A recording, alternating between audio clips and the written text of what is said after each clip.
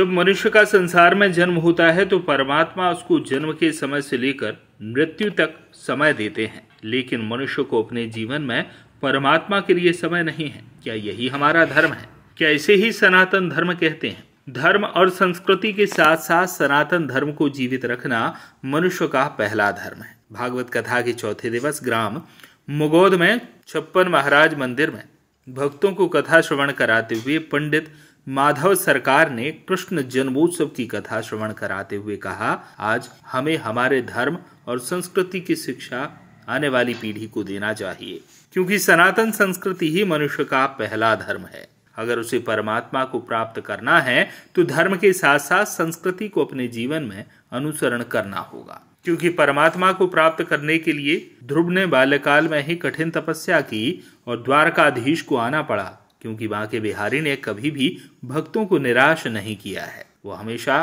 भक्तों के साथ खड़े रहते हैं।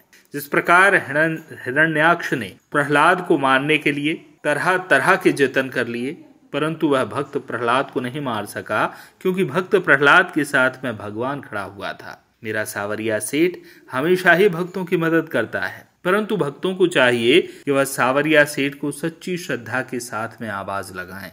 भगवान तो हमेशा भक्तों के जीवन में साथ साथ चलता है, क्योंकि जीवन ही भगवान ने दिया है। 84 लाख योनियों में जन्म लेने के बाद पुण्य का उदय होने पर मनुष्य जन्म की प्राप्ति होती है। इसलिए मनुष्य को चाहिए कि वह परमात्मा के लिए समय निकालें, तभी मनुष्य का जन्म सफल है। अगर मनुष्य माया के पीछे भागेगा तो माया तो पानी की तरह है, वह बहती ही चली जाएगी।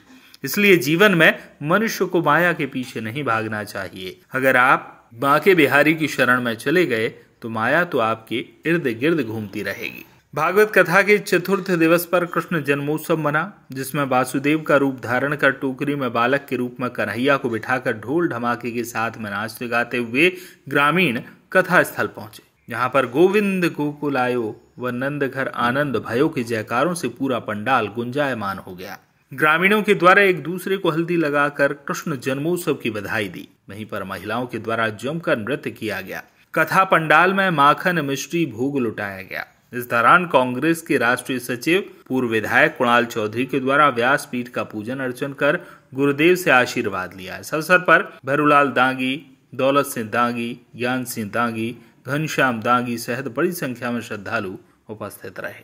भोलाई कला से मुकेश शर्मा की रिपोर्ट।